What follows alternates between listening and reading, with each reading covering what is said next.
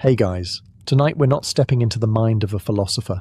We're stepping onto a battlefield, but not the kind with choreographed duels, slow-motion horse charges, or conveniently clean armor. No, tonight we dive into the real thing. Mud, confusion, panic, sweat, and steel. This is what actually happened in a medieval battle. And spoiler alert, it looked nothing like the movies. So before you get comfortable, take a moment to like the video and subscribe. But only if you genuinely enjoy what I do here. And let me know in the comments where you're tuning in from and what time it is for you. It's always fascinating to see who's joining us from around the world. Now, dim the lights, maybe turn on a fan for that soft background hum, and let's ease into tonight's journey together. You awaken to the sound of something between a horn and a man screaming the word march like it owes him money. There is no snooze button. There is no mattress. There is only the damp, cold earth and the deep spiritual ache of having slept in your armor. You try to stretch, but immediately regret it. Your chainmail has become one with your body like a clingy X. Around you, a dozen other soldiers are waking up, each with the same look of regret and trench foot. One guy's still asleep with his head on a helmet full of rainwater. Another is trying to pull a slug out of his boot with a dagger. You're not sure if you should eat breakfast or apologize to your organs in advance. Breakfast, by the way, is what we'd call historically significant disappointment. It's a crust of bread so hard it could deflect arrows, possibly made last Lent. You chew slowly, not because you're savoring it, but because your jaw is still sore from yesterday's feast, which included meat of questionable origin, and something that may have once been a vegetable. You wash it down with warm ale, because medieval water was a game of bacterial roulette. There's no time for grooming. Not that it matters. You haven't seen your own face in weeks, and frankly, that's for the best. You splash a handful of swamp water on your cheeks for the illusion of hygiene, then strap on gear that smells like it's been fermenting in fear.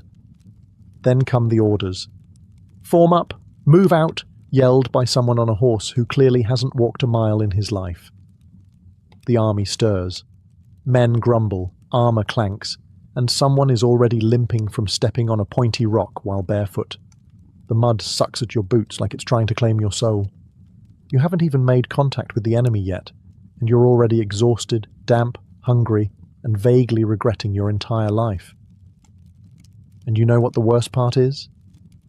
This is one of the good mornings. The command is given, march. And so you do. Not because you want to, but because the alternative is staying behind and getting accused of desertion, which usually ends with something being chopped off. So you trudge forward, one squelching, miserable footstep at a time. The ground is less earth and more moist despair. Mud is a given. But this is no ordinary mud. It's the kind that sucks at your boots like it's trying to steal your soul, or at least your left foot. You stop to adjust a strap and instantly fall behind, drawing glares from the man behind you, whose face says, "I will eat you if this slows me down again." Armor, it turns out, was not designed for hiking. It creaks, it pinches, and it rubs in places you didn't even know had skin. Your shoulders ache, your thighs burn, and your inner thighs are forming an alliance against you with every clanking step. You are essentially a walking iron sausage being slow roasted in your own sweat. The air smells like livestock, cheap onions, and fear. Someone ahead passes gas with the kind of force that suggests they lost a battle with last night's turnip stew. You try to breathe through your mouth, but immediately regret that decision too. You pass a dead hedgehog, a broken cart, and what might be a toe. No one stops. Stopping is for people who enjoy being yelled at. The sergeant yells anyway. He doesn't stop yelling. It's his entire personality now. Morale is non-existent. Some men sing war songs to cope, others mutter prayers. One guy in the back just screams into the wind. No one stops him. Honestly, it helps. At one point you think, maybe the enemy will surrender before we get there. Then you remember, they're probably thinking the same thing, which means this is going to end with someone panicking, everyone stabbing, and you trying to remember which end of the spear goes where. After hours, a hill appears. Of course it does. Every medieval battle takes place at the top of a stupid hill. As you begin the ascent, someone slips and rolls down. No one helps. They're better off now. And still, you march. Eventually, you arrive at the place where you'll not sleep tonight. The battle camp. It's less base of operations and more organized outbreak. There are tents, sure, if you're nobility. The rest of you get a patch of mud slightly less cursed than the rest. You stake your spot by collapsing on the ground and calling it a bed. Your neighbour does the same. Congratulations, you've started a trench community. The smell hits you next. A horrifying cocktail of wet wool, unwashed bodies, fermented boots, and whatever is rotting near the food cart. There's a buzz in the air, not excitement, just flies. Thousands of them. Some of them have names now. You've made peace with that. Then there's the latrine, and by latrine we mean a shallow hole in the ground that was dug in haste and regret. Privacy? None. Smell? Biblical. You try not to look anyone in the eyes during your visit. Everyone's dignity has already fled. You're handed a bowl of stew. It's grey. That's the only flavour. Grey. You ask what's in it, and the cook makes eye contact for 5 uncomfortable seconds before walking away. You eat it anyway because you're starving, and you hope whatever meat is in there didn't have a name 2 hours ago. Some men are sharpening weapons. Others are playing dice. A few are praying very loudly, not out of devotion, but to make sure everyone sees that they're praying, just in case God's offering extra protection to the dramatic ones. Then there's the sounds. Hacking coughs, distant weeping, a man singing off-key about bread, and somewhere, someone trying to play a lute like it's a weapon. You hear a knight bark an order. He's clean. He smells like lavender. You hate him instantly. Night falls. You curl up in your damp cloak, lying next to a guy who snores like he swallowed a donkey. You try to sleep, but your brain's too busy imagining all the ways you could die tomorrow, or tonight, if that goat kicks you in your ribs again. And as you finally start to doze, a voice yells from the distance, "Form up at sunrise!" Fantastic. Another beautiful morning awaits. Dawn breaks, and with it comes the icy realization that you're going to die in a field. Probably soon. Possibly before lunch. You haven't even brushed your teeth. Not that you have a toothbrush, or any teeth worth saving. Trumpets sound. Men groan. You crawl out of your damp cocoon of lice-infested wool to find your comrades already pretending to be motivated. You line up, because standing in rows makes people feel slightly more in control of impending doom. It's a lie, but it's one you can shuffle into with numb feet and questionable bowel control. And then he appears, the noble commander, a man wearing polished armor so clean it's practically glowing. He's got that energy only people who've never been punched in the face tend to have. He surveys the troops like a disappointed parent who just found out you joined the losing side in a tavern brawl. He clears his throat. Everyone braces. It begins. "Men, today we fight for glory." Pause for effect. Someone near you coughs up something alive. "For our king, our lands, our honor," the crowd murmurs, mostly from stomach cramps, not patriotism. "Look to your brothers. Look to your steel." You glance sideways. The man next to you is visibly shaking and has his helmet on backward. His steel is bent. The enemy fears us. They probably don't. They probably have their own guy yelling the same thing in another accent. "If you die today..." "Oh, good," the cheerful bit. "You die as heroes." You suppress the urge to raise your hand and ask, "Can I die later? Maybe as a baker?" Then comes the bit about God. God is on your side. Which is reassuring, except you're fairly sure God's been busy smiting everyone equally this season. The speech ends with a sword thrust to the sky and a mighty shout of "Forward!" No one moves. A few guys blink. One guy sneezes. The shouting continues until someone finally shuffles forward and the rest reluctantly follow. Not out of conviction, mind you. Mostly because standing still means the commander might single you out for a volunteer job. And you've heard what happened to the last volunteer. Thus ends the pep talk. You are now spiritually prepared to panic with a purpose. So now it's time to form ranks, a noble phrase conjuring images of precision, discipline, and strategy. What you actually get: a very confused clump of people vaguely facing the same direction, half of whom are still trying to put on their helmets. Some are holding weapons they just picked up 5 minutes ago. One guy is gripping a pitchfork. You're pretty sure he's just here by accident.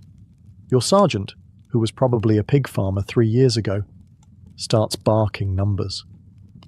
No one knows what they mean, but everyone nods as if they understand. "Front line shield wall," he screams. "Second line pikes forward." You do as instructed, even though the guy in front of you has his shield upside down and is using it to itch his back. To your left is a guy with a spear twice his height who keeps poking people unintentionally. To your right is a man humming a battle hymn that may or may not just be Greensleeves with different lyrics. Directly behind you is someone breathing like he's been practicing dramatic dying noises in advance. You suspect he might not even be wounded. Just ready.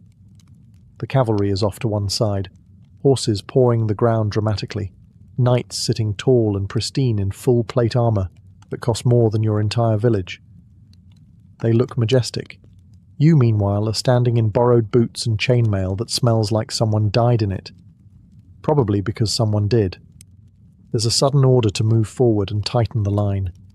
This is easier said than done when every second man is stepping on someone else's foot and the mud is threatening to swallow small soldiers whole. Your feet slide. Someone elbows you. Your shield is backwards now, and you don't have the emotional energy to fix it. Then comes the drumbeat, a slow, ominous thud that tells everyone it's about to start. Men start whispering prayers. One man starts quietly sobbing. You pretend not to notice, mostly because you're busy making your own peace with mortality. You take a deep breath, raise your weapon, and try not to pass out. This is it. You're ready. Well, as ready as anyone in a crooked line of terrified peasants can be. Just when the formation starts looking somewhat believable, meaning no one is actively walking in the wrong direction, the sky betrays you. It begins with a sound, a soft, distant whoosh that becomes a collective whisper of doom. Then the shouting starts. "Shields up!" You scramble to obey, though someone nearby is still trying to figure out which end of the shield is up. A moment later, the sky darkens, not with clouds, but with hundreds of tiny death sticks launched from the enemy's side with alarming enthusiasm. And then they fall. The arrows rain down with all the mercy of an angry god having a very bad day. The man 2 rows ahead of you drops instantly, an arrow sticking out of his shoulder like a forgotten quill. Someone screams. Someone else curses in Latin. Or maybe he was just sneezing. It's hard to tell through the panic. Here's what the movies don't show. Arrows don't glide gracefully into targets like ballerinas with sharp toes. They thud, crack, stick, and occasionally bounce off armor before embedding themselves in things not meant to be pierced, like feet, thighs, and whatever counts as emotional stability. You try to shrink behind your shield, which suddenly feels far too small and alarmingly homemade. An arrow clatters off it with a metallic clang, and you immediately decide that this shield is now your best friend. You mentally name it Gerald. You whisper promises to Gerald that if you survive, you'll never talk badly about its lopsided shape again. To your left, someone is cursing the archers. To your right, someone is being cursed, mostly because he forgot to duck. Behind you, a man is yelling that he's hit, though you strongly suspect he's just trying to get out of what's coming next. Then the second volley comes. At this point, any illusion of calm has evaporated. Veterans crouch low and mumble mantras. New recruits cry openly. One guy just lies down and pretends to be dead. Not a terrible strategy, honestly. Eventually the sky clears. You're alive.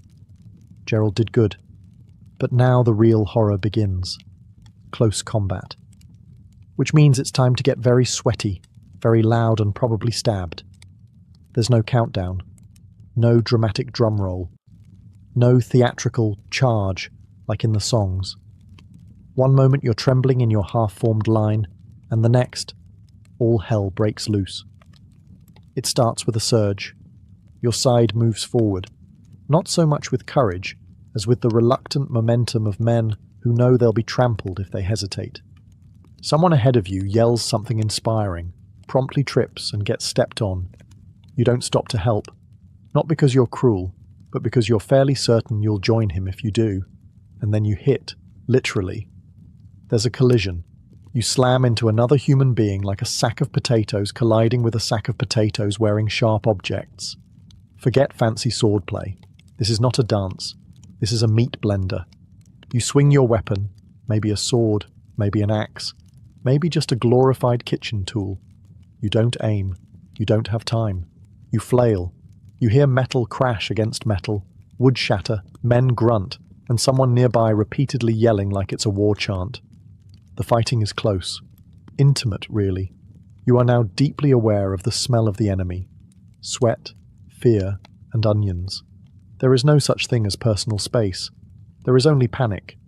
At one point, you stab downward and hope it wasn't your own foot. Your helmet fogs up. You can't see. You can't breathe. Someone's shoulder slams into your ribs, and you both stumble sideways, gasping. There's blood on your gauntlet. Not yours, probably. Could be. Doesn't matter. A man swings at your head. You duck out of reflex. He hits someone else. You exchange a brief glance, half apology, half shrug. There's no time for blame, only surviving. You try to remember your training, but it mostly consisted of swing hard and don't die. So you keep swinging, occasionally hitting, mostly missing. Every now and then, someone falls. Sometimes they scream. Sometimes they go quiet instantly. You try not to look. This isn't a movie. This is a bar fight at the world's worst tavern with 500 angry men and no one to break it up. And it's just getting started. If you thought medieval battle would sound like the elegant clash of swords and heroic trumpets, you are breathtakingly mistaken. It sounds more like a livestock market colliding with a blacksmith shop during an earthquake. The first thing you notice is the screaming. It's constant, not just from the wounded, though there are plenty of those, but from the living. Men yell to psych themselves up. They yell because they've been stabbed. They yell because someone stepped on their foot, or because they forgot whose side they're on and are now swinging wildly at anything that moves, including a bush. You've got the shrill screams of young lads who should have stayed in the bakery, guttural bellows from big men with axes, and the high-pitched, borderline apologetic whimper of a guy realizing he's wearing the wrong team's colors. Somewhere behind the lines, someone's shouting, "Hold the line," with all the hope of a man yelling at the tide to stop. No one listens. You can't even hear him. You're too busy dodging weapons and wondering if your left arm always made that clicking sound. Then come the weapons themselves. Swords clang against shields. Maces make a dull, horrifying thump when they connect with something soft, usually a face. Arrows whistle past your ears with the precise sound of regret. Occasionally, a spear cracks through armor, and the resulting shriek makes your spine reconsider its commitment to standing upright. But the worst sound, it's not the screaming. It's not even the dying. It's the wet sounds. Yes, wet. The squelch of someone stepping in something that used to be a person. The slurp of blood and mud mixing beneath your boots. The squish when someone lands badly and doesn't get up. These aren't sounds you forget. They take up permanent residence in your nightmares. You also hear armor clanking, men crying for their mothers, a horse screaming, which, by the way, is profoundly haunting, and somewhere unbelievably, someone trying to sing a hymn, badly, and out of tune. Amid it all, your ears start to ring, not from injury, just overload. You start to operate on instinct, because your brain's given up and gone on break, and still, the screaming continues. If you were hoping for a cinematic slow-motion end where you deliver a final monologue before dramatically collapsing, I regret to inform you, that's not how this goes. Most people in a medieval battle died unseen, unheard, and from behind. Usually by a guy who didn't even know your name. Sometimes it was even someone on your own side. You see, the battlefield is not a polite arena. It's a sweaty, chaotic mosh pit where everyone's one sneeze away from a fatal misunderstanding. 1 minute you're swinging your axe like you mean it. The next, thunk. Something pierces your back and your knees betray you. You fall forward into the mud with the grace of a collapsing haystack. No one notices. No one has time. There are no final words, no hand to hold. Just you, the dirt, and the very strong suspicion that this could have been avoided if you'd become a monk. Then there are those taken down by horses, not stabbed, not slashed, trampled. Nothing says ignoble death quite like becoming one with the soil beneath a panicked warhorse named Buttercup. And let's not forget the friendly fire, not the kind with explosives, but the kind where a poorly trained militiaman swings a flail in a wide, hopeful arc and accidentally removes your ear, or your head. Either way, you're remembered as that guy who stood a bit too close to Jeff. Some fall and are simply left behind. Whether unconscious, injured, or just deeply committed to pretending to be dead, they lie still while boots stomp past. Some of them live, some don't. It all depends on luck, mud, and whether a looter mistakes them for actual cargo. And sometimes, it's insultingly random. A slipped foot on blood-soaked grass, a snapped ankle in a hole someone dug to poop in, or getting crushed under a panicked pile of men trying to flee but going the same direction. In short, medieval death wasn't majestic. It was awkward, undignified, and almost always sudden. Which is why, when a man survives, he's not celebrated for his bravery, but for his sheer, dumb luck. Movies make them look majestic, galloping steeds ridden by chivalrous knights, charging nobly into battle like thunder-given legs. In reality, horses in medieval combat were less glory machines and more unpredictable battering rams with anxiety issues. When cavalry charges, you don't hear trumpets, you hear rumbling. Not the poetic kind, the kind that makes your ribs vibrate and convinces your lower intestines it's time to evacuate. You glance up and see them. Enormous warhorses bearing down at speeds you didn't think possible from something that eats grass for a living. The knights look impressive from afar, shimmering armor, fluttering banners, and fancy helmets that scream, "I paid extra for this." But up close, it's just screaming. From them, from the horses, from you. Because here's the thing, horses do not care about your formations. They do not respect personal space. And they do not distinguish between enemy and guy just trying to stay alive. If you're in their way, you're going to get flattened into something archaeologists will one day label regretful smear. One man gets run over, entirely, disappears beneath hooves and is never seen again. Another tries to grab a knight's leg, misses, and is kicked in the chest so hard he might now be legally classified as a belle. Some knights fall off, a surprising number actually. Turns out, slippery mud and full plate armor don't mix. When they crash, the sound is somewhere between a pantry collapsing and a church bell being punched. They then lie there like confused beetles, flailing and cursing as they try to stand up before someone sticks them with something pointy. And don't think the horses are immune to chaos. One rears up dramatically, gets spooked by a flag, and bolts in the wrong direction, dragging its rider toward the latrines. Another simply refuses to move at all, which results in a shouting match between knight and horse that everyone awkwardly ignores. For infantry, there's only one rule: don't be under the horse.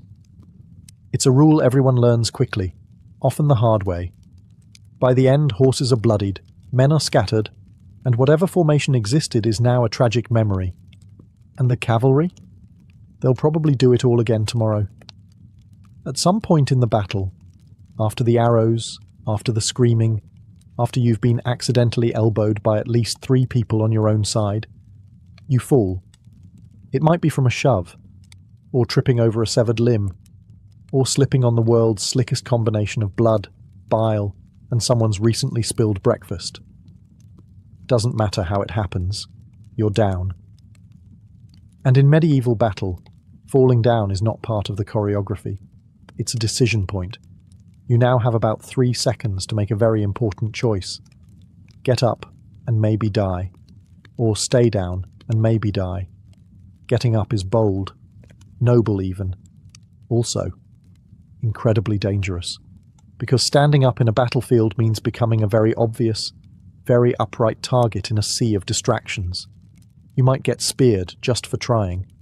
Worse, you might get trampled by your own side, who now view you as battlefield floor texture. On the other hand, staying down isn't exactly safe either. People fall on you. Horses stomp near you. Looters occasionally poke the bodies to see if they're dead or just trying really hard. And if someone figures out you're faking, they might get annoyed and fix the situation permanently. Still, many choose the dead possum method. Lie still, breathe shallow, and pray nobody steps on your spine. You listen to the chaos swirl around you. Steel hitting steel, men crying out, the unmistakable wet splat of something ending poorly nearby. A man drops next to you. He doesn't move. You try not to look. And sometimes, it works. You survive by being the battlefield's most committed plank. Eventually the fight moves on. The noise fades, and you're still breathing. Victory, kind of. The problem is getting back up.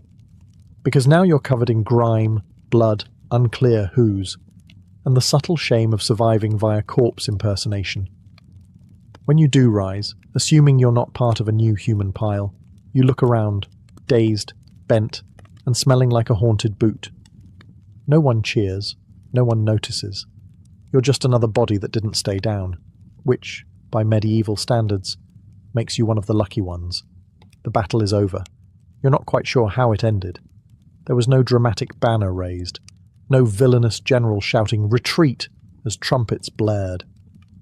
One moment it was chaos, the next, fewer screams, less clanging, more groaning. That's how you know it's done. The noise shifts from aggressive to exhausted.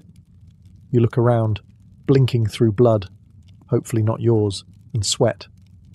The field is littered with bodies, weapons, and the occasional boot that somehow separated from its owner and is now resting politely atop a rock. It's quiet, unsettlingly so.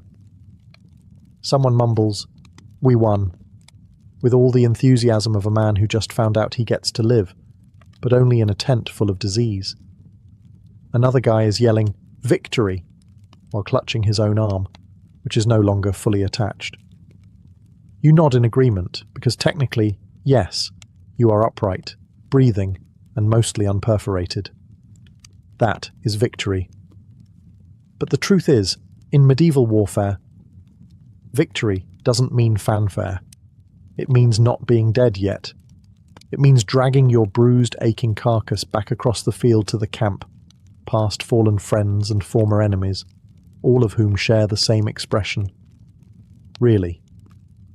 This is how it ends? There's no celebration, no feast.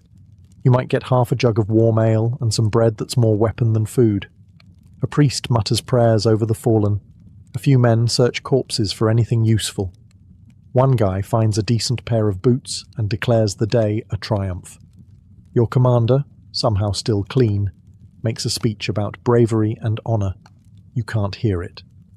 Your ears are still ringing, and your brain is busy focusing on more important things, like not collapsing. You think about the men who didn't make it. Then you think about your foot, which might be broken. Then you think about stew, and immediately regret it. But you're alive. Filthy, traumatized, possibly concussed, but alive, which in medieval terms is what they call a resounding success. You sit down on a rock, exhale, and say the same thing every survivor of every medieval battle has ever whispered under their breath: never again. Then you get called back for another skirmish next week. After the swords are sheathed, and the groaning becomes the dominant battlefield soundtrack. It's time for the least glamorous phase of combat, cleanup. You might assume this means burying the dead and tending to the wounded, and technically, that's part of it. But really, it's a mix of triage, looting, and a kind of horrifying medieval arts and crafts project where the materials are body parts. First, the medics arrive. And by medics, we mean men with knives, bad eyesight, and zero formal training. They specialize in phrases like, "That'll have to come off," and "bite on this stick." An experienced surgeon might use wine to clean your wound. A less experienced one might drink it first. You sit down with a sword gash on your thigh, and the vague hope that it's not fatal. The barber surgeon, yes, the guy who normally trims beards, takes one look and says, "We'll see." Then he pulls out a needle that's been sterilized by waving it near a candle. You do your best not to scream. You fail. Loudly. Meanwhile, bodies are being dragged into haphazard piles. Some are covered. Most aren't. You recognize a face or two, but you don't linger. The smell is turning spiritual. Flies arrive en masse, excited for the all-you-can-eat buffet. One lands on your open wound. You swat it, then realize that's probably the cleanest thing you'll experience today.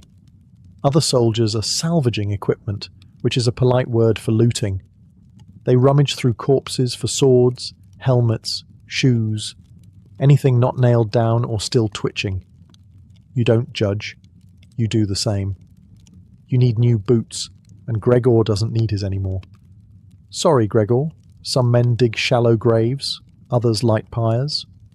One guy just sits quietly with a blank stare and a javelin still sticking out of his arm. You try to offer help. He declines. "It's mine now," he mutters. Wounds are bandaged. Some reopen 5 minutes later.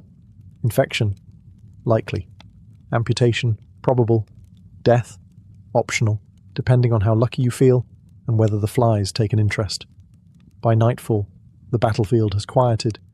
The living stumble back to camp, covered in mud, blood, and a growing suspicion that the worst is still ahead. And technically, they're right. You've survived. Technically. You've stumbled off the battlefield with all your limbs and just enough brain function to recognize your own boots, which may or may not have belonged to someone else this morning. Now it's time to rest. And by rest, we mean collapse somewhere vaguely dry and try not to cry. Back in camp, everything smells worse. Somehow. The scent of sweat, blood, bad stew, and cooked horse lingers in the air like a curse no one's brave enough to name. You find your spot, a patch of earth less swampy than the rest, and lie down with the grace of a dropped sack of onions.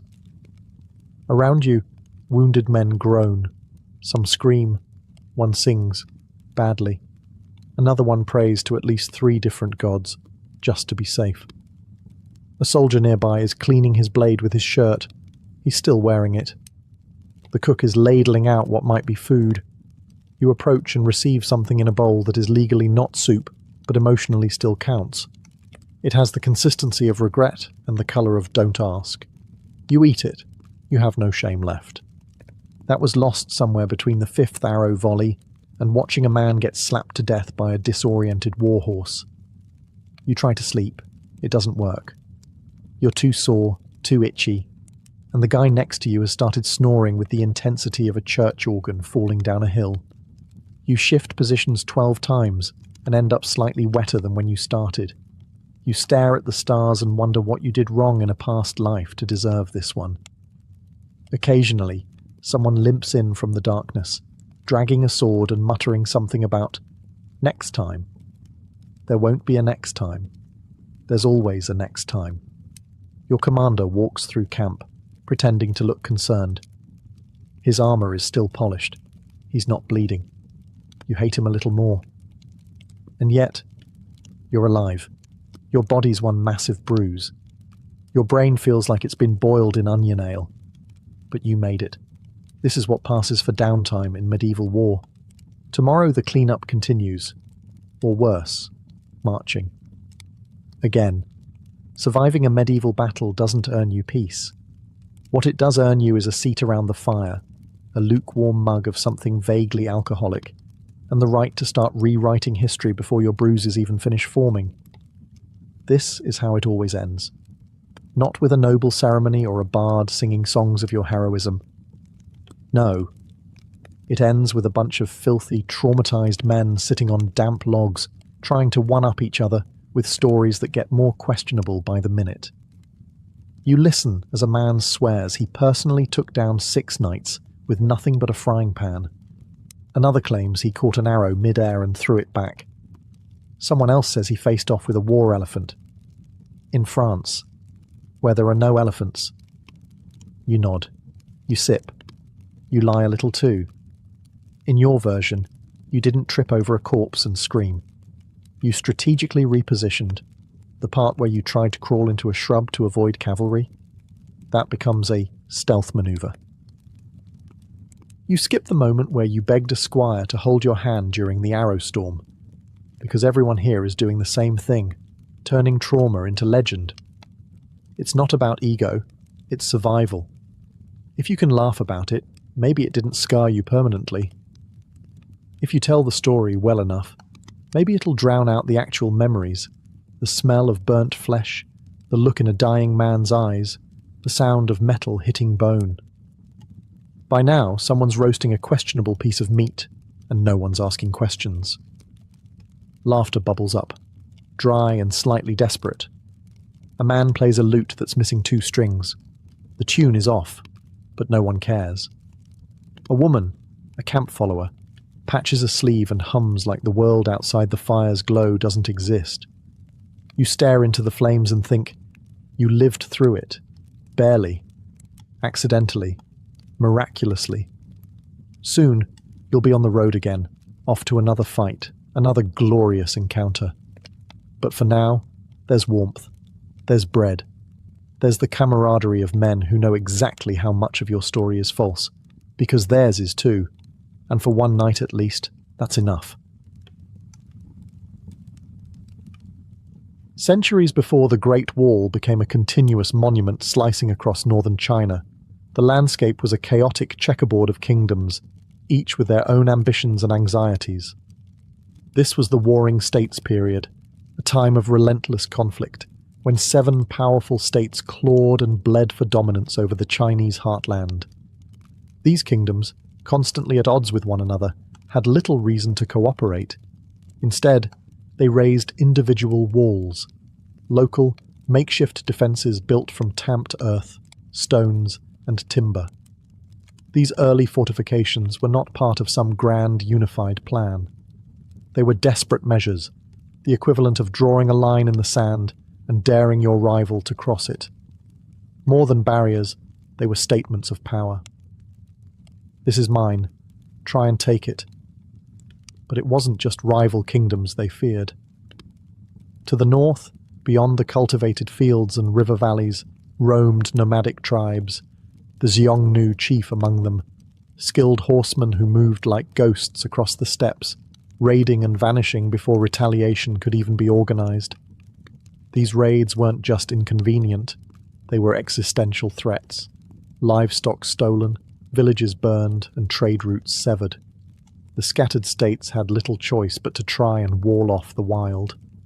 The earliest of these regional barriers stretched for miles, but they were fragile, hastily constructed with rammed earth or layers of brush and mud. Some were reinforced with wooden stakes or crude stone blocks, but few were built to last.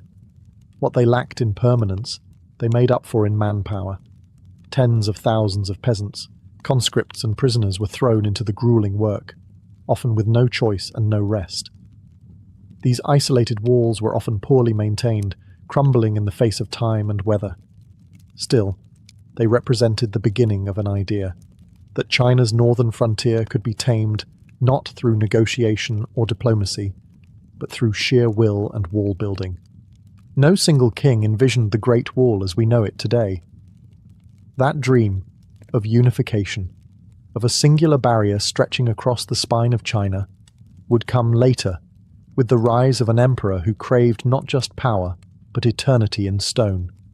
And so, amid dust and blood, the groundwork was laid. Not for a wall, but for a legend. In 221 BCE, after centuries of chaos, a single man did what no one before him had: unite all of China. His name was Qin Shi Huang, the first emperor of the Qin dynasty, and he didn't just want to rule. He wanted to redefine the landscape itself. Where others saw a fractured region stitched together by war, he saw the beginnings of an empire. And to protect it, he needed something colossal. One of his first decrees as emperor was to link and expand the existing regional walls built during the Warring States period. These individual barriers, some already decaying, others barely more than glorified trenches, would be joined into a single massive defense network to keep the nomadic Xiongnu and other northern tribes at bay. But this was no repair job. It was an engineering campaign of imperial scale. Qin's vision was not just about military defense. It was about power, unity, and control. A continuous wall symbolized not just the edge of civilization, but the edge of his personal authority. To build it, he conscripted hundreds of thousands, soldiers, peasants, prisoners, and scholars who had run afoul of the regime. Many were worked to death in remote mountain passes or scorching deserts. The wall earned a grim nickname among the people: the longest cemetery on earth. And yet, the sheer scale of the project was unlike anything the world had seen. The materials were brutal and basic, rammed earth packed layer by layer between wooden frames. Workers stomped it down with their feet or pounded it using logs. Where stone was available, it was hauled by brute strength. Tools were primitive. The terrain was merciless. But Qin Shi Huang was relentless. He didn't just build a wall. He built roads, standardized weights and measures, even unified the written script. In his mind, all of it, the roads, the rules, the walls, were part of one project: to create order from chaos and leave behind an empire that would last forever. The original Qin wall may not have looked like the iconic stone structures we picture today, but it was the foundation. It was the beginning of a boundary that would rise, fall, and rise again through dynasty after dynasty. And next, it would pass into the hands of the Han. After the death of Qin Shi Huang and the swift collapse of the Qin dynasty, many of his sweeping reforms were rolled back. But not the wall. The Han dynasty, 206 BCE, 220 CE, which rose in the Qin's wake, recognized the same eternal truth. China's northern border was never truly secure. And so, rather than abandon the project, the Han emperors doubled down, expanding, strengthening, and redefining the Great Wall. Under Emperor Wu of Han, in particular, the wall wasn't just a military barrier. It became the backbone of imperial strategy. The Han launched massive campaigns to push back the Xiongnu, those same nomadic horsemen who had terrorized the north for generations. In doing so, they extended the wall farther than ever before, into regions that would eventually serve as arteries of trade and movement for centuries. The Han didn't just rebuild the Qin walls, they adapted them. Instead of relying solely on rammed earth, they incorporated bricks, stones, and more sophisticated fortifications where the terrain allowed. Watchtowers were added at intervals, allowing soldiers to spot raiding parties from afar and light signal fires, an early warning system that let news of an attack travel hundreds of miles in a matter of hours. More than a military tool, the Han Wall became a logistical network. Garrison posts, signal towers, and supply depots turned the wall into a functional military road. Troops could move quickly, supplies could be relayed efficiently, and messages could travel with blazing speed by beacon or runner. The Great Wall had become more than a line. It was now a living system of defense. Life along the Han Wall was harsh but not forgotten. The Empire stationed thousands of soldiers and settlers in remote forts, creating a frontier society where families, merchants, and outposts clung to imperial protection. Over time, these lonely stations became small communities, and in their shadows, cultures met. Han Chinese and nomadic tribes trading, mingling, and occasionally clashing in these dusty crossroads. By the end of the Han era, the wall had transformed into something new, not just a line of defense, but a symbol of imperial presence in the vast northern reaches. And yet, even the mighty Han could not hold the line forever. Next came chaos, collapse, and eventually a new dynasty with a bold new style of wall building. With the fall of the Han dynasty in 220 CE, China once again unraveled into political disunity and warlordism. What had been a powerful, centralized empire splintered into rival kingdoms during the Three Kingdoms period, followed by centuries of instability. And as the emperors fell, so too did the priority of the Great Wall. Many stretches of the Han and Qin walls crumbled into dust. Neglect, erosion, and looting took their toll. Station outposts were abandoned. Watchtowers collapsed.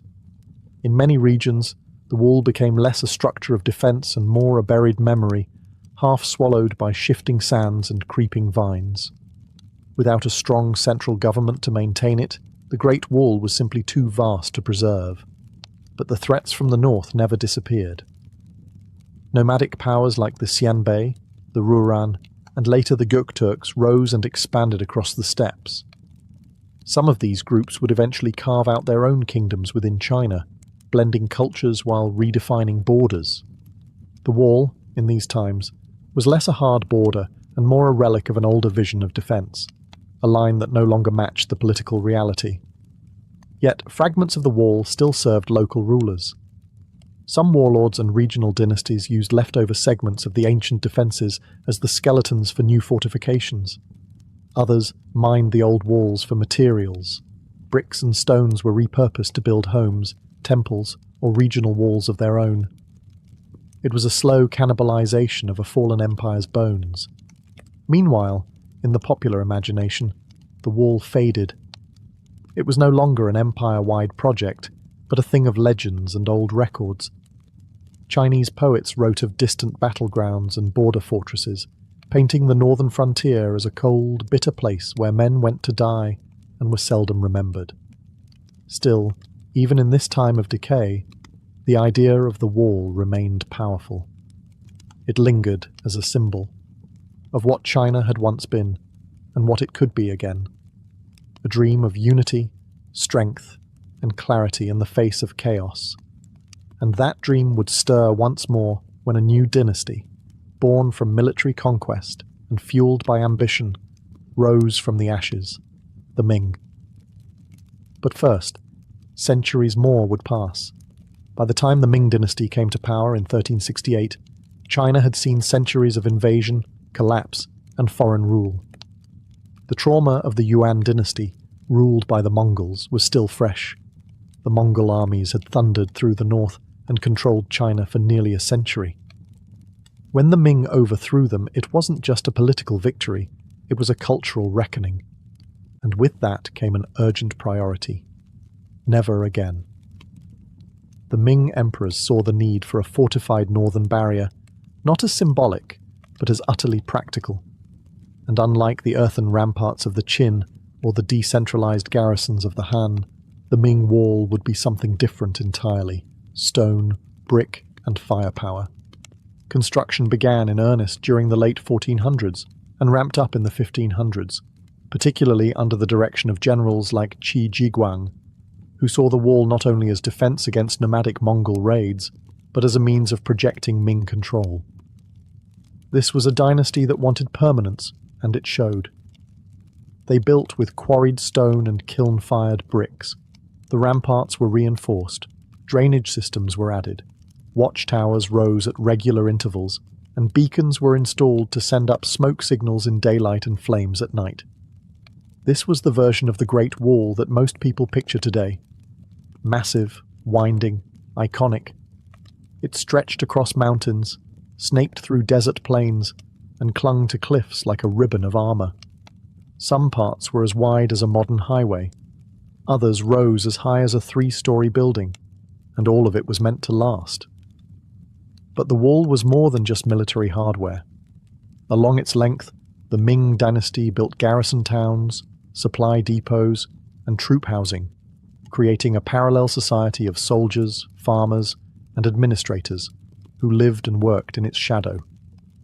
The wall wasn't just a line between China and the barbarians, it was a lifeline for the soldiers who defended it, and the empire that depended on it. Still, the Ming Wall wasn't impenetrable. The nomads adapted. Raiders found weak points. Corruption spread among guards. And when the Manchus came, they didn't charge through the wall. They were let in. But before that fall, the Ming had done the impossible. They turned a myth into stone and made the Great Wall truly great. Behind the grandeur of battlements and parapets, the Great Wall was also a place of grit, monotony, and survival. For the thousands of men stationed along its vast length during the Ming dynasty, life wasn't heroic. It was harsh, cold, and often forgotten by the empire they swore to protect. Soldiers lived in fortified barracks and garrison towns scattered along the wall's spine. These weren't elite troops in polished armor. They were conscripted farmers, criminals, and peasants. Men who traded their freedom or futures for a bowl of rice, a pair of boots, and a crude bed behind stone walls. Some served voluntarily, seeking pay or honor. Others were sent as punishment, exiled to the frontier where winter bit and boredom settled like frost. Each day began with routine: patrols, drills, maintaining the wall, hauling supplies. The wall itself constantly needed care. Stones shifted. Mortar cracked. Watchtowers required mending. Soldiers repaired what they could with frozen hands, braving sandstorms in the west or blizzards in the north. There were no holidays, only shifts, and the distant, ever-present threat of a Mongol raid. Food was simple and often scarce: millet, beans, and salted meat. Vegetables were grown in small plots where soil allowed. If a raiding party struck a supply caravan, it wasn't just an inconvenience. It could mean starvation. Disease was common. Morale was low. Desertion, despite the punishment of execution, wasn't unheard of. But life wasn't all bleak. Families often accompanied soldiers, creating small, insular communities along the wall. Children were born in its shadow. Merchants travelled between garrisons, trading wine, cloth, and gossip. Some posts even saw cultural blending as nomadic groups and Han settlers intermingled, through trade, marriage, or uneasy peace. Then there were the beacon keepers, stationed at isolated towers far from any garrison. Their job, to watch the horizon. A column of smoke by day, a fire by night. That was the signal. Fast, simple, and terrifying. These men lived alone or in pairs, surrounded by nothing but silence and sky. To live on the Great Wall was to exist between worlds, between empire and wilderness, between myth and reality. These were the invisible lives that kept the wall standing. Not emperors, not generals, just ordinary people with calloused hands and cold feet. And yet, for all their effort, the wall could not hold forever. For centuries, the Great Wall stood as the ultimate symbol of Chinese strength: unyielding stone against shifting sands, empire against the unknown. But walls, no matter how high or thick, are only as strong as the people guarding them. And in the 1600s, that strength cracked, not from an outside charge, but from within. By the late Ming dynasty, corruption had spread like rot through the imperial system. Troop salaries were delayed or stolen. Supplies vanished before reaching garrisons. The once disciplined soldiers manning the wall were now underpaid, underfed, and overworked. Morale plummeted. Many garrisons turned to smuggling and local trade to survive, often working with the very steppe nomads they were supposed to repel. It was in this weakened state that the Ming faced their greatest threat yet: the Manchus, a rising power from the northeast. Unlike earlier nomadic tribes, the Manchus were organized, politically savvy, and just as determined to rule as any Chinese dynasty. They didn't need to storm the wall with fire and fury. All they needed was an open gate. That gate came in 1644, when a Ming general named Wu Sangui made a decision that would change history. Faced with a peasant rebellion that had already seized Beijing, and with his own forces outmatched, Wu opened the Shanhai Pass, one of the most critical entries through the wall, to the Manchu army. He hoped they would help suppress the rebellion. Instead, they took the capital and founded a new dynasty, the Qing. In one stroke, the Great Wall's entire purpose collapsed. It had not been conquered. It had been bypassed, betrayed by those it was meant to protect. The wall could not defend against shifting loyalties, desperation, or political convenience. Under the Qing, the Great Wall faded from strategic importance. The empire expanded deep into the north, pushing past the barrier that once marked the edge of civilization. The wall was no longer a frontier. It was a relic, a memory of a different world. And so the Great Wall, which had taken centuries to build, was rendered obsolete in a single moment of human error. No breach, no siege, just a key in the wrong hands.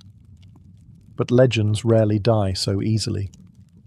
After the Manchus took power and the Qing dynasty expanded China's borders well beyond the wall, the once mighty fortification began to fade, not with a crash, but with a whisper.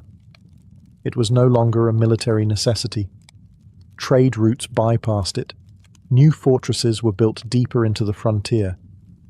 The Great Wall, that colossal symbol of imperial resolve, simply became irrelevant. Without purpose, maintenance ceased. The garrisons emptied. Watchtowers were left to crumble. Local villagers scavenged its bricks to build homes, wells, and pig pens. In some places, entire stretches were dismantled stone by stone, not out of malice, but practicality. Why quarry new material when the old wall sat unused? In deserts, sand slowly swallowed sections of it. In the mountains, roots split stones apart. Rains washed away mortar. Centuries of storms, earthquakes, and time turned once grand battlements into lopsided ridges and forgotten humps on the horizon.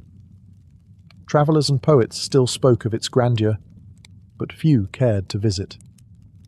For most of the Qing dynasty, the wall was a monument to a bygone age, respected, but rarely maintained. It wasn't until the 19th and early 20th centuries, as China struggled with foreign invasion, civil war, and modernization, that the wall began to re-emerge in the national consciousness. Foreigners, especially European explorers and scholars, started to arrive with wide eyes and notebooks. They romanticized it. They marveled at it. Some even misunderstood it, believing the entire structure had been built by one emperor or that it was visible from the moon. By the time the People's Republic of China was established in 1949, the wall had become more than stone. It was a symbol of Chinese identity, endurance, and ingenuity.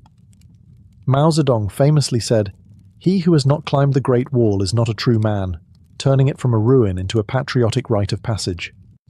In the late 20th century, restoration projects began, particularly near Beijing. Tourists flocked to sites like Badaling, where the wall was reconstructed to its Ming glory.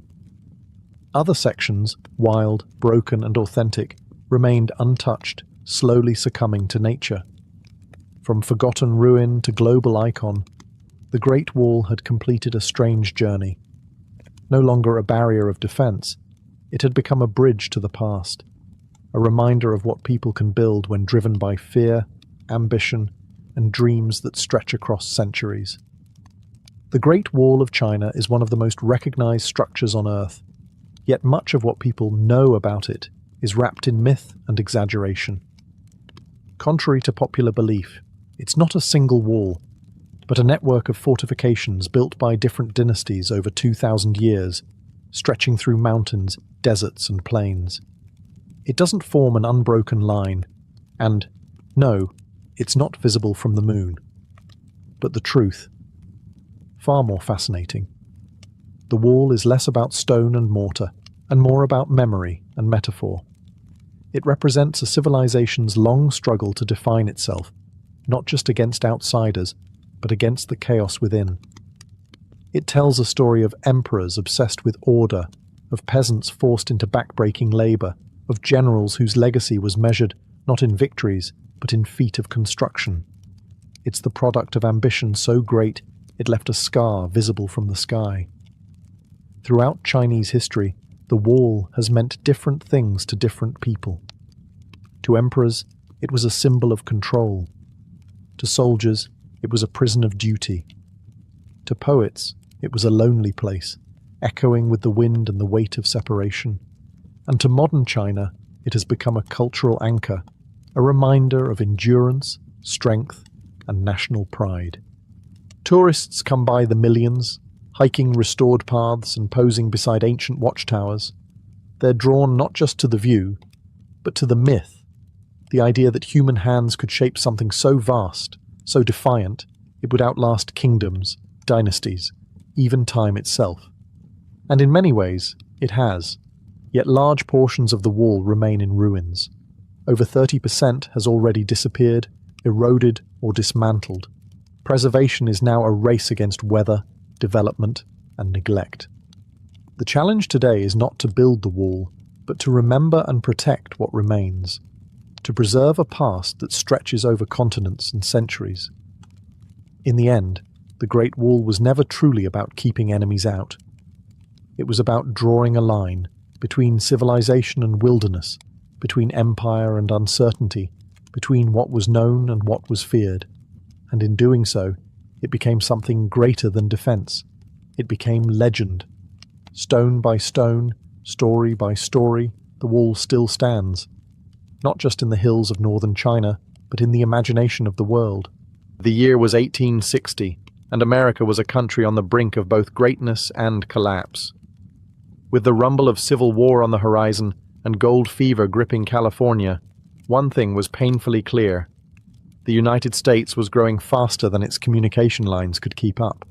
The East Coast was buzzing with telegram wires and railroads, but the West, it might as well have been another continent. Sending a letter from St. Joseph, Missouri, to Sacramento, California, could take 3 to 4 weeks, on a good day. That was, of course, assuming the stagecoaches weren't held up by snow, bandits, or the casual collapse of a rickety bridge. And in a country obsessed with manifest destiny, waiting a month to hear if your shipment of gold had made it, or whether Lincoln had been nominated, was unacceptable. The government had tried alternatives, steamships around Cape Horn, or via the Panama Isthmus, both risky, expensive, and painfully slow. But the West needed real-time updates, not news that was already outdated by the time it arrived. What the country needed was speed, and preferably something that didn't involve a 6-month cruise around South America. Enter the Pony Express, a bold, reckless, and some might say wildly impractical idea. The concept was simple. Put a chain of young, lightweight riders on horseback, racing day and night across nearly 2,000 miles of rugged terrain. Relay stations would be placed every 10-15 miles, fresh horses swapped in minutes, and no one stopped. Rain, snow, or arrows be damned. Letters would now travel from Missouri to California in under 10 days. It sounded crazy, but then again, so did building a transcontinental railroad. And look how that turned out. This wasn't just about delivering mail. It was about proving that the American frontier could be conquered with grit, courage, and a lot of saddle sores. It was about shrinking a sprawling, chaotic country into something that felt just a little more connected. And at the center of it all stood a ragtag team of businessmen, teenage riders, and weary station masters, about to make history on horseback.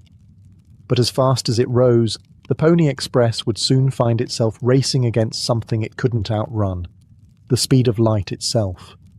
The brains behind the Pony Express weren't wild cowboys or government officials. They were businessmen, ruthless, ambitious, and maybe a little desperate. William H. Russell, Alexander Majors, and William B. Waddell were already knee-deep in the overland freight business. They ran supply lines to army posts across the West, hauling everything from barrels of flour to military cannons through Indian Territory and barren plains. But contracts were drying up, and the economy was shaky. So they did what all great capitalists do when cornered. They gambled. Their new plan?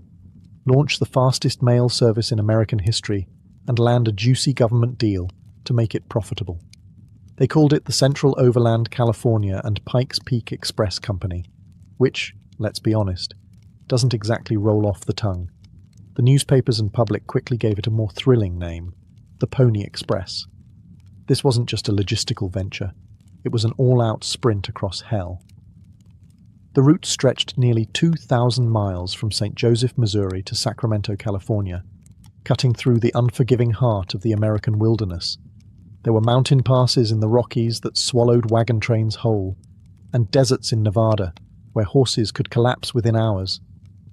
Yet Russell and Company were convinced they could make it work. They built over 150 relay stations, hired about 80 riders, and bought 400 of the toughest, fastest ponies money could buy.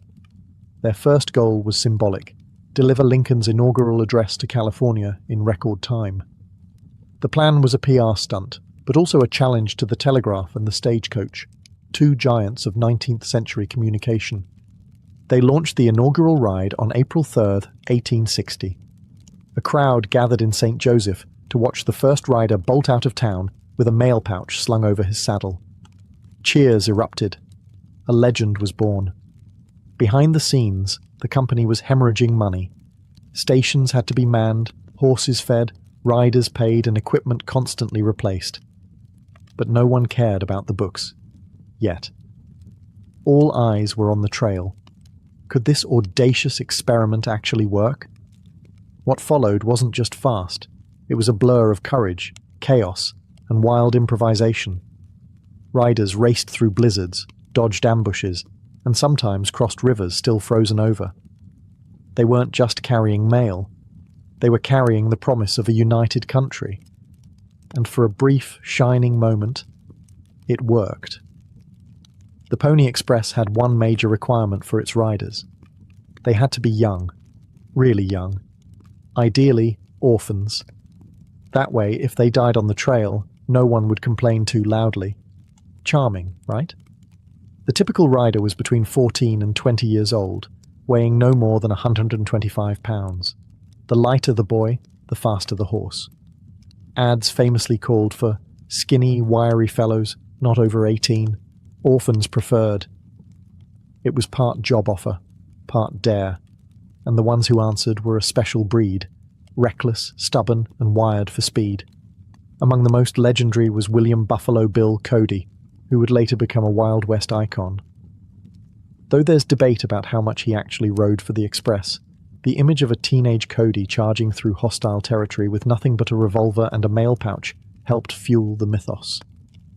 Then there was Pony Bob Haslam, who completed one of the longest and most dangerous rides in Express history, 120 miles through Paiute territory, with fresh arrows sticking out of his shoulder. These weren't just delivery boys.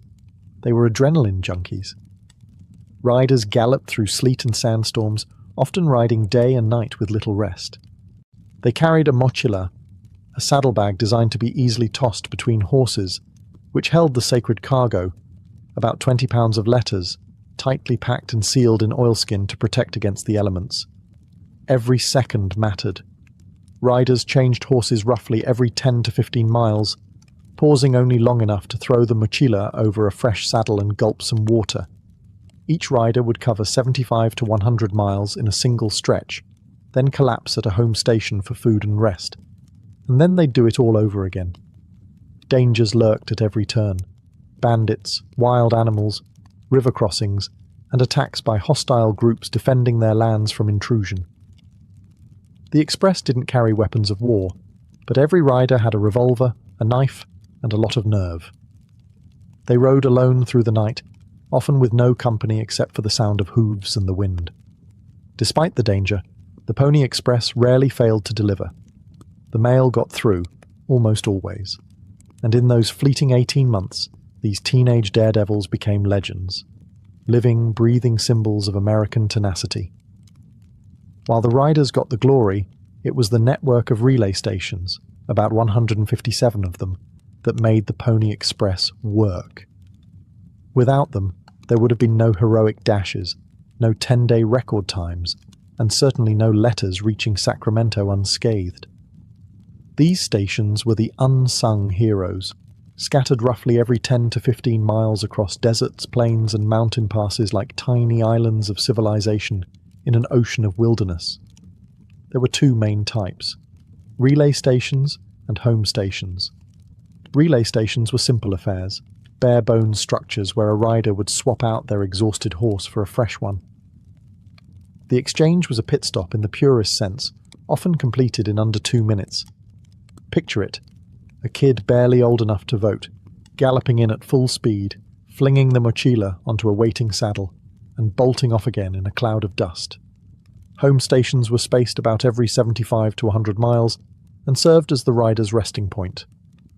Here, the young men could eat, sleep, and attempt to recover before heading out again. These were often operated by station keepers and their families, living in isolated cabins or sod houses with little more than a fireplace and a sense of duty. Mail delivery depended on them. A missed horse, a closed gate, or a sleepy attendant could cause hours of delay, and that was unacceptable. Life at these stations wasn't glamorous. Supplies were scarce. Stations in the high desert or deep plains had to fend off raids, survive brutal winters, and deal with wildlife ranging from rattlesnakes to wolves. Station keepers often lived with a rifle within arm's reach and slept with one eye open.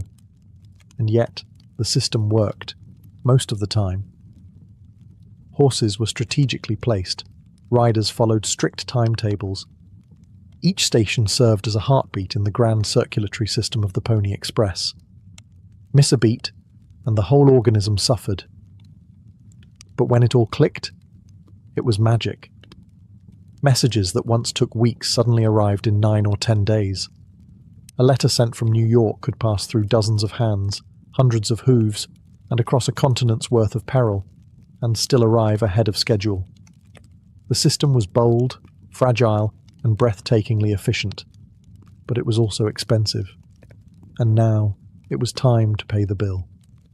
The Pony Express was fast, blazingly, unbelievably fast for its time. But speed came at a cost, and not just in risk, sweat, or the occasional horse that dropped dead mid-route. The cost was very real, very financial, and very unsustainable. From the very beginning, the Pony Express bled money. Operating across 1,700 miles of harsh terrain required enormous resources. Just building the infrastructure, stations, barns, corrals, and supply depots, cost the founders around $200,000, a fortune in 1860. Then there were the horses, hundreds of them, each bred for speed and endurance, not longevity. And of course, the riders and station workers all had to be paid. Barely. Each letter cost the customer $5 for half an ounce in the beginning. Adjusted for inflation, that's roughly $170 today, just to send a short message. Even when the price eventually dropped to $1, it was still out of reach for most Americans. The service was used mostly for urgent government or business correspondence. Think Wall Street, not Grandma's birthday card. Despite all the daring, all the glory, the Pony Express was never a profitable enterprise. The founders, Russell, Majors and Waddell, had banked on securing a lucrative government mail contract. But that deal never came. The US Post Office was reluctant to fund what many saw as a dangerous stunt, and political instability in the lead-up to the Civil War didn't help matters. By late 1860, the financial strain became unbearable. Horses needed feeding, stations required constant upkeep. Riders had to be replaced, and all of this was funded out of pocket. Worse, the public perception of the Express as a kind of romantic adventure masked the brutal reality. It was a logistical nightmare running on borrowed time. Then came the knockout punch. In October 1861, the transcontinental telegraph was completed. Suddenly, a message could travel coast to coast in mere seconds. No horses, no riders, no risk, just dots and dashes over a wire. It was the future, cold, efficient, and utterly unstoppable. 2 days after the telegraph line opened, the Pony Express shut down. 18 months. That's all it lasted. But in that short span, it became legend. And not because it made money, but because it proved something bolder, that America could outpace its obstacles. On October 24th, 1861, a tiny but deafening revolution clicked into place across America. The final link of the transcontinental telegraph was completed, connecting the East Coast with the West for the first time in history by wire. With that one moment, the very thing the Pony Express had been designed to solve, speedy, cross-country communication, was rendered obsolete. Messages that once took 10 days by horse could now be transmitted in minutes. It wasn't glamorous. There were no charging stallions or heroic riders racing through blizzards, just trained telegraph operators tapping out Morse code into buzzing machines. But it worked, and it worked better than anyone expected. For the Pony Express, it was like trying to outrun lightning. You could be the fastest courier alive, but you couldn't beat the raw efficiency of electricity traveling down a copper wire. 2 days after that telegraph line was completed, the Pony Express officially folded. No dramatic finale, no farewell ride. Just silence. Ironically, the same silence left behind after the last Morse signal went out each night. For Russell, Majors and Waddell, it was financial disaster. They had poured everything into the business hoping to secure that elusive government contract. But the government, now enamored with the telegraph, saw little use for a horse-based mail system. The company was dissolved, its assets sold off, and its founders faded into bankruptcy or obscurity. And yet, for all its speed and progress, the telegraph didn't inspire the same kind of emotional resonance. You couldn't paint it in heroic brushstrokes. There were no ballads about clicking dots and dashes. The Pony Express, despite its failure, had the better story. Its riders became legends. Their exploits were retold in dime novels, stage plays, and eventually Western films. Even Buffalo Bill, whose actual involvement with the Express was likely exaggerated, built an entire career on the back of that legend, touring the world as a symbol of Wild West courage. So while the telegraph won the race, the Pony Express won the myth. It represented a final gasp of old-world adventure, before America truly became wired, mechanized, and modern. Though the Pony Express galloped into history in just 18 months, its legend would outlive its brief lifespan by more than a century.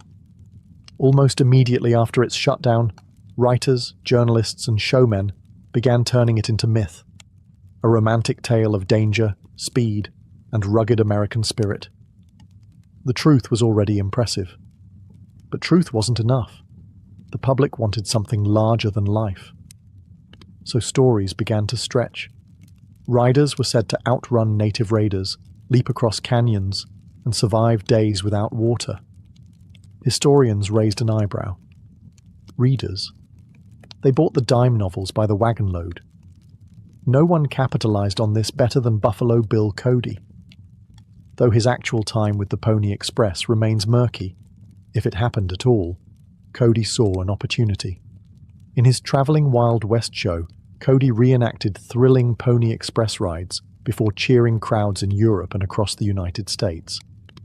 Kids grew up idolizing the image of the lone rider braving the wilderness, a sack of urgent letters slung across his back. By the late 19th century, the Pony Express had become more than a failed mail service. It had become a national symbol of frontier bravery, of manifest destiny, of a time when a single teenager on a Mustang could carry the weight of the nation's communication on his shoulders. Towns along the original route started commemorating the stations. Statues were built, plaques were placed. In St. Joseph, Missouri and Sacramento, California, historical markers proudly declared, "Here began the Pony Express." Schoolchildren were taught about the riders like they were founding fathers on horseback, and Hollywood, of course, came galloping in. Silent films, TV shows, and westerns featured exaggerated but lovable versions of the Express, often ignoring how brutal, short-lived, and economically disastrous the real thing had been. Still, the romantic appeal endured. And maybe it's because the Pony Express tapped into something timeless, the idea that sheer determination and grit could overcome impossible odds, that youth and courage still mattered, that in the face of technology there was still space for the human spirit to shine, if only briefly. So even as the telegraph wires hummed overhead, and later telephone lines and satellites followed, the image of a young rider tearing across the plains never quite faded from the American imagination. The Pony Express didn't just deliver mail. It delivered a myth, a blueprint, a rugged silhouette of what Americans wanted to believe about themselves. In a country stitched together by ambition and risk, it became the perfect story. Bold, brief, tragic, and full of speed. At its heart, the Pony Express captured a uniquely American fantasy that one individual, with enough courage and determination, could carry the burden of a vast nation on their back. A teenage rider, braving storms and arrows, symbolized not just frontier grit, but youthful defiance against the impossible. It wasn't about efficiency, it was about heart. As the 20th century dawned and America entered the industrial age, that cowboy on a mission energy became a kind of nostalgic fuel. Railroads might have spanned the continent, and telegraphs might have connected cities in milliseconds, but those machines lacked soul. The Pony Express was the last time communication felt human, urgent, and heroic. It was the last romantic gasp before wires and gears replaced muscle and sweat. Politically, the story of the Pony Express was also convenient. It painted the expansion westward as noble and exhilarating, rather than messy, violent, or exploitative. Schoolbooks taught it as a triumph of courage, not a story of risky capital investment or conflict with indigenous peoples. In this way, the Pony Express helped launder the more uncomfortable parts of American expansion into a feel-good narrative. A teenager galloping through the desert is easier to celebrate than a land dispute or a bankrupt freight company. Still, that doesn't diminish its impact. It proved that the West could be connected, that distance could be conquered. And even though the Express failed financially, it helped pave the way, literally and figuratively, for the infrastructure that would follow: the telegraph, the railroad, the transcontinental highway. In a way, the Express was America's awkward teenage phase: bold ideas, clumsy execution, high ideals, and a few broken bones along the way. It was a short-lived miracle that set the stage for something bigger. And even now, when modern communication happens with a tap, there's still something stirring about a lone horseman galloping into the unknown, because somewhere, buried deep in the dust, is the reminder that progress once came on 4 legs and raw nerve. On October 26, 1861, just 2 days after the transcontinental telegraph line went live, the last Pony Express rider galloped into Sacramento. There were no fireworks, no farewell parade, just a quiet end to one of the boldest communication experiments in American history. It was over, just like that. But that final ride wasn't a failure. In fact, it was a victory lap. The Express had done its job. It had proven that a country as wide and wild as the United States could be connected, quickly, reliably, and with human tenacity. Even though it was replaced by the flicker of telegraph signals, the Pony Express had set a standard. Urgency, bravery, and daring could still matter in a world of wires and machines. In the decades that followed, the Pony Express became almost mythological. Statues of galloping riders were raised in town squares. Reenactments were performed every July. Postal stamps commemorated its brief, breathless run. And historians, sometimes amused, sometimes in awe, continued to revisit those 18 months that changed how America imagined itself. It's easy to forget how fragile the whole thing was. Letters were carried in lightweight pouches that could be passed between riders in seconds. Horses were trained to run full tilt over cliffs, rivers, and mountains.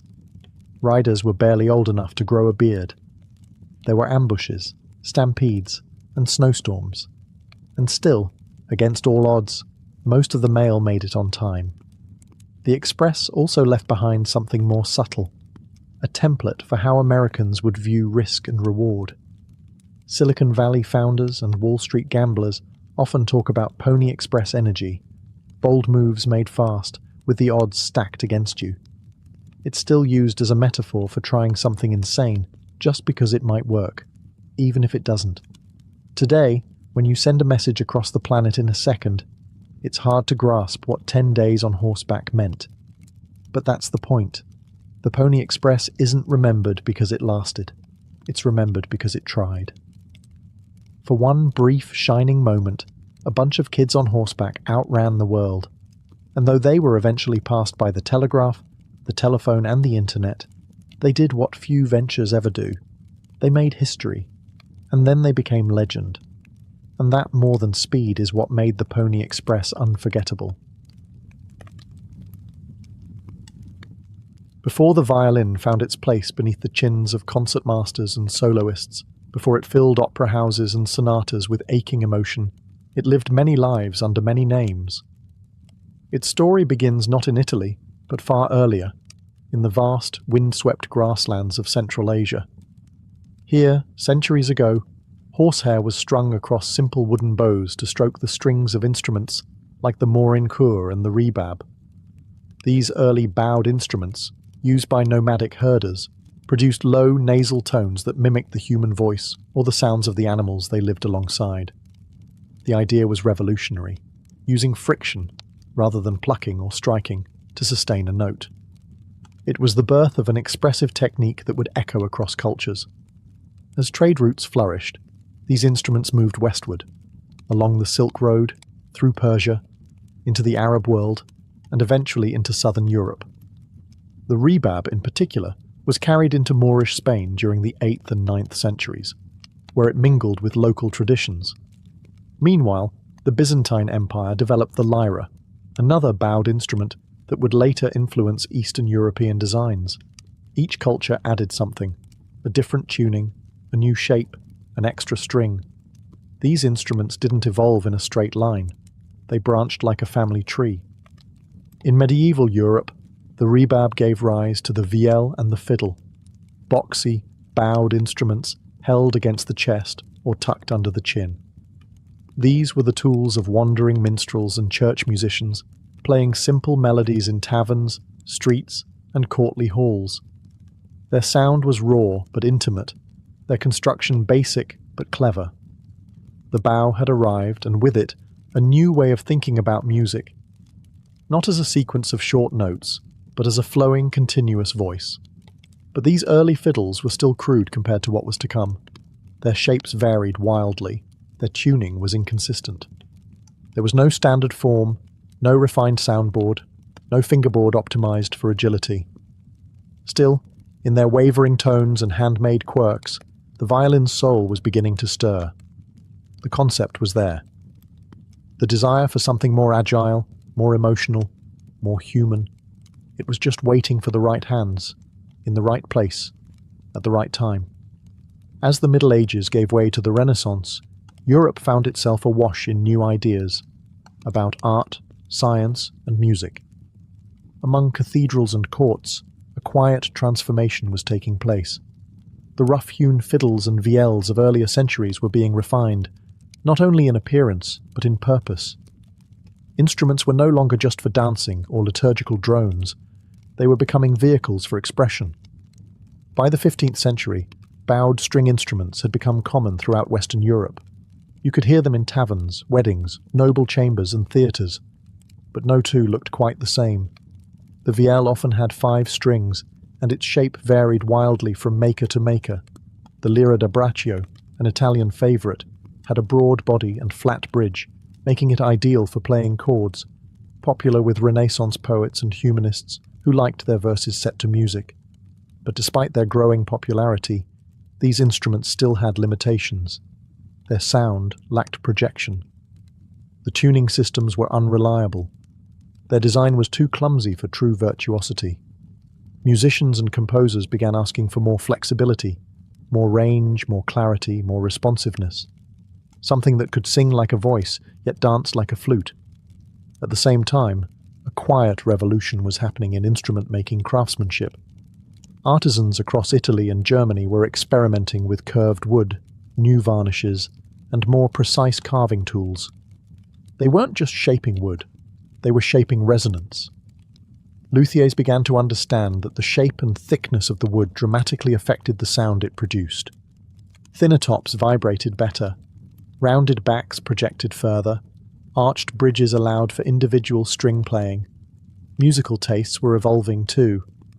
Composers began writing more intricate parts for bowed instruments. The demand wasn't just for rhythm or harmony, it was for melody, for something lyrical and soloistic. The stage was being set for a new type of instrument to emerge, one that was compact, agile, and expressive. Europe had all the ingredients: the centuries-old lineage of bowed instruments, the artistic energy of the Renaissance, and a new class of master builders ready to carve out the future. All that was missing was someone bold enough to reimagine the instrument from the ground up. And in the small Italian town of Cremona, that someone was about to pick up a chisel. In the fertile plains of northern Italy, nestled along the Po River, lies the unassuming town of Cremona. During the 16th century, it was neither a capital nor a military power, but it was home to something else entirely: craftsmanship at its finest. This was a place where guilds of builders, artisans, and instrument makers turned wood into miracles.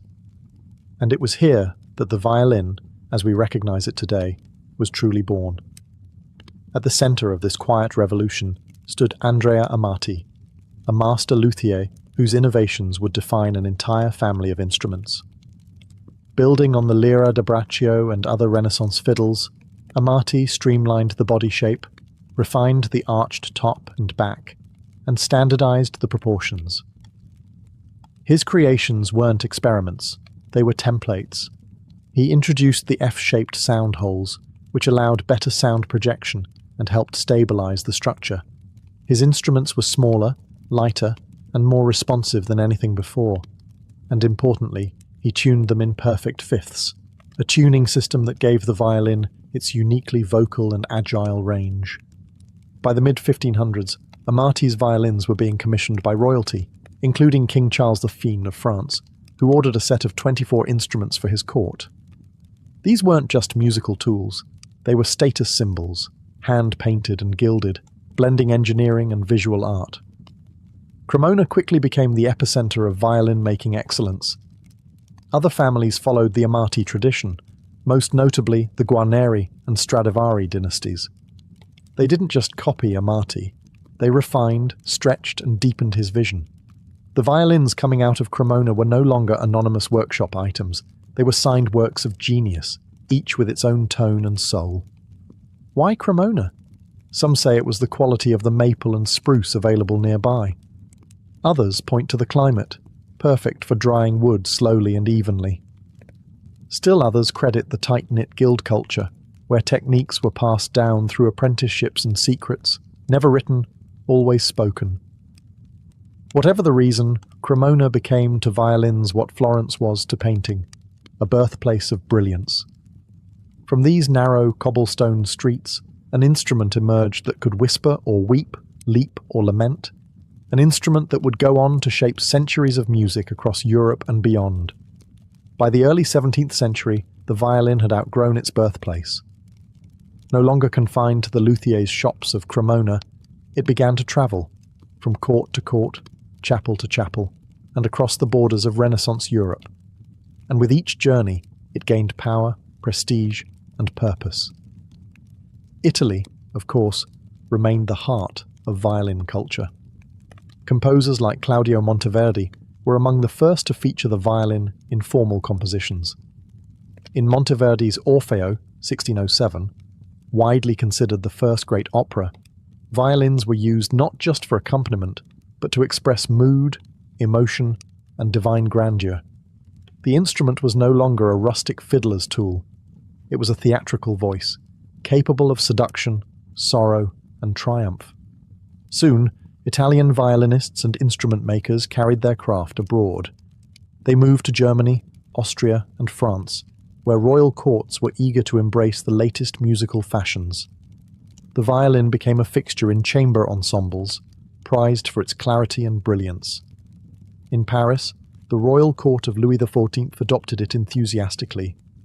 The Sun King even had an official 24-member violin band, the Les 24 Violons du Roi, a powerful endorsement of the instrument's rising status. Meanwhile, Germany and Austria began developing their own schools of violin playing and construction. Makers like Jakob Steiner gave the instrument a broader, deeper body, favouring a warmer tone over the sharp brilliance of the Italian designs. Violinists such as Heinrich Bieber pushed the instrument's technical boundaries writing demanding solo works filled with ornamentation and emotional complexity. Churches, too, embraced the violin. It accompanied choirs, filled stone cathedrals with soaring melodies, and took part in sacred oratorios. No longer considered too sensual or secular, it was now accepted into the highest realms of spiritual music. By the end of the 17th century, the violin had become more than a curiosity. It was essential to composers, to performers, and to audiences. It was equally at home in a smoky tavern, a royal ball, or a candlelit cathedral. And it wasn't done yet. Next came the golden age of violin making, and the rise of a name that would become synonymous with perfection: Antonio Stradivari. If Andrea Amati gave birth to the violin, Antonio Stradivari perfected it. Born in Cremona in 1644, Stradivari was trained in the tradition of the Amati workshop, but he quickly moved beyond imitation. What he created in the late 17th and early 18th centuries would become the gold standard, not just of violins, but of musical craftsmanship itself. Stradivari's instruments weren't merely beautiful, they were transcendent. With a keen eye for wood selection, subtle asymmetry in shaping, and a still mysterious varnish that added depth both visually and sonically, Stradivari violins possessed a tone that was clear, powerful, and hauntingly warm. They could project to the back of a concert hall, yet whisper intimately to a single listener. Stradivari built over 1,000 instruments in his lifetime: violins, violas, cellos, and even guitars. About 650 survive today, each one named like royalty: the Messiah, the Soil, the Lady Blunt. Many are still played by the world's greatest soloists. Even centuries later, their sound remains unmatched. Some scientists have tried to unlock the Stradivarius secret by scanning the wood, analysing the varnish, or modelling the acoustics. But the truth is, no one can fully replicate what he did. What made his work so exceptional? Part of it was the wood: slow-growing alpine spruce for the top plate, and flamed maple for the back, aged to near perfection. But much of it was Stradivari's meticulous adjustments, minute alterations to thickness, arching, and shape that gave each instrument its unique character. During his lifetime, Stradivari's fame spread far beyond Cremona. Kings, dukes, and virtuosos sought his instruments. His workshop became legendary.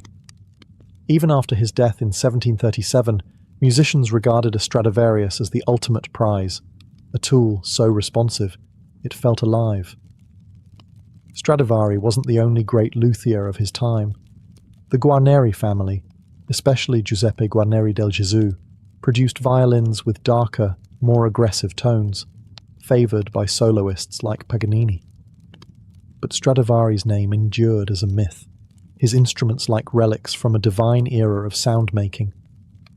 The golden age of violin making had peaked, and from this point forward, the violin would move from the hands of makers to the stage, into the era of virtuosos who would stretch it, and the human spirit, to its limits.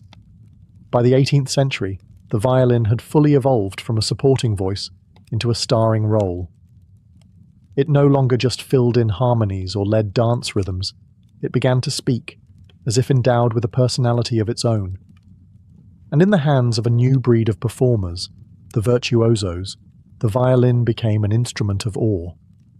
One of the earliest stars was Arcangelo Corelli, whose elegant and expressive sonatas helped define the violin's role in Baroque music. He wasn't a flashy showman, but his playing was admired for its grace and control. His compositions laid the groundwork for generations of violinists, emphasizing phrasing, tone, and structure. Then came Antonio Vivaldi, the Red Priest of Venice. A fiery composer and performer, Vivaldi wrote over 230 violin concertos, most famously the Four Seasons. These pieces weren't just music, they were theatrical experiences, filled with imitations of birdsong, thunderstorms, and pastoral dances. Vivaldi showed the world that the violin could not only sing, it could tell stories. As musical taste shifted toward the classical era, the violin remained at the forefront. Composers like Mozart and Beethoven wrote violin sonatas and concertos that demanded nuance, speed, and deep emotional intelligence. The violinist was no longer just a technician. They had to be a storyteller and a dancer, moving with the orchestra and breathing life into every phrase. But it was in the early 19th century that the idea of the violinist as a mythic figure reached its peak, thanks to Niccolò Paganini. With his gaunt appearance, supernatural stage presence, and seemingly impossible technique, Paganini was more than a musician. He was a phenomenon. Audiences whispered that he had made a deal with the devil. His fingers flew across the strings in dizzying displays of double stops, harmonics, and left-hand pizzicato. His 24 caprices for solo violin remain a towering Everest for modern players. Paganini changed everything. After him, violin playing would never be the same. He elevated the instrument's celebrity and ushered in an age where soloists were as revered as kings. With every bow stroke, the violin was no longer just an instrument. It was a voice, sometimes divine, sometimes demonic, always unforgettable. As the violin grew in power and prestige through the 18th and 19th centuries, it also became the cornerstone of the orchestra. Once a companion to singers and lutes, the violin now led the charge. Melodic, expressive, and versatile, it became the instrument composers relied on to carry their grandest ideas. The transformation began with the Baroque orchestra, where strings already formed the foundation. Violin sections, first and second, emerged to provide harmony and melody. Composers like Bach and Handel gave the violin prominent roles in their concertos and orchestral suites, but it was still part of an ensemble identity. There were no massive string sections yet, just tight, intimate groups. Then came the classical era, and everything expanded. Composers such as Haydn and Mozart shaped the modern symphony, and the violin took center stage. Haydn, often called the father of the symphony, built rich, balanced orchestral textures with violins as the melodic engine. Mozart went further, giving violins delicate, soaring lines and treating them with tenderness and agility. In his symphonies, the violin could be playful, tragic, or divine, all within a few measures. But it was Beethoven who truly transformed the orchestra. He expanded its size, deepened its emotional range, and placed unprecedented demands on every section, especially the strings. The first violins often carried the primary themes, while the second violins played crucial harmonic and rhythmic roles. No longer background players, they were now the narrators of symphonic drama.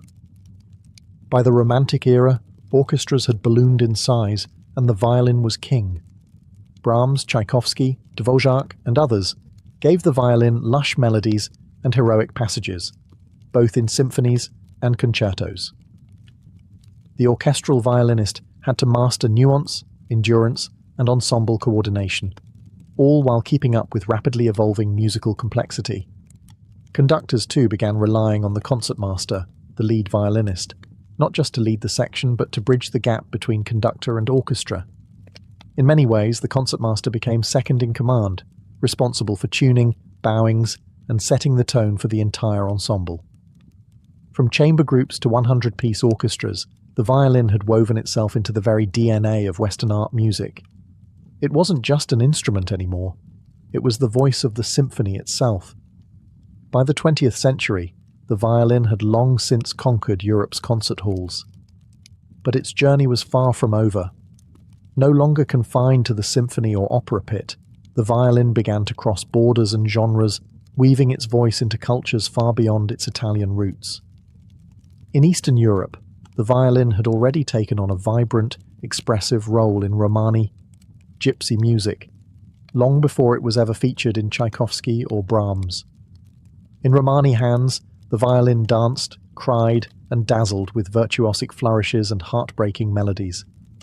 It became a voice of resistance and celebration, passed down through oral tradition, not conservatory instruction. Across the Atlantic, the violin transformed again into the fiddle. In American folk, Appalachian, and bluegrass music, the violin shed its aristocratic clothing and put on worn boots. It became a communal instrument, leading barn dances, storytelling through reels and jigs. Its style changed too. Quick, rhythmic bowing, open tunings, and spontaneous improvisation took center stage. In India, the violin found an entirely new identity. Adapted into Carnatic and Hindustani classical music, it was played seated, resting on the floor, the scroll angled toward the player's ankle. Indian violinists mastered microtones, slides, and ornamentations foreign to Western ears, yet perfectly suited to raga and tala. The instrument had crossed a cultural bridge and become something uniquely Indian. Meanwhile, in Latin America, the violin flourished in mariachi bands and folk ensembles. In Argentina, it danced alongside the bandoneon in the smoky world of tango. In Mexico, it serenaded with soaring lines over trumpets and guitars. Everywhere it went, the violin adapted, not by dominating, but by listening and blending. Jazz took the violin yet another step forward. In the 1930s and 40s, players like Stéphane Grappelli turned the instrument into a swinging, playful lead voice in the hot club of France. Later, Jean-Luc Ponty and Regina Carter redefined the violin for fusion and modern jazz, proving it could groove, bend, and improvise with the best of them. By the 21st century, the violin had become a global citizen. It could speak any musical language: classical, jazz, folk, experimental. Its voice could be lush or raw, precise or wild. And still, through every transformation, it remained unmistakably itself. In today's world, the violin stands at a fascinating crossroads, a timeless instrument in a rapidly changing age. It still holds its throne in orchestras, concert halls, and conservatories, yet it also thrives in genres and places the old masters could never have imagined. Its voice, haunting, human, endlessly adaptable, continues to echo across continents and cultures. In classical music, the violin remains essential. Young prodigies dazzle on global stages, playing concertos written centuries ago with fresh emotion and technical brilliance. International competitions like the Queen Elizabeth or the Menuhin launch careers and keep the classical tradition alive and fiercely competitive. But there's a shift happening. More players are challenging tradition, pushing the boundaries of what the violin can be. Contemporary composers are writing for the violin in new ways, using extended techniques, electronics, loops, and non-Western tunings. The violin isn't just singing anymore. It's scratching, whispering, shrieking, tapping. It can mimic machines, birds, or pure chaos. In the hands of boundary pushers like Hilary Hahn, Patricia Kopachinskaya, and Curtis Stewart, the violin becomes a laboratory of sound. Meanwhile, technology is reshaping how we interact with the instrument. Electric violins, once a novelty, are now common in pop, rock, and experimental music. Artists like Lindsey Stirling blend choreography, EDM, and cinematic themes into viral violin performances that reach millions online.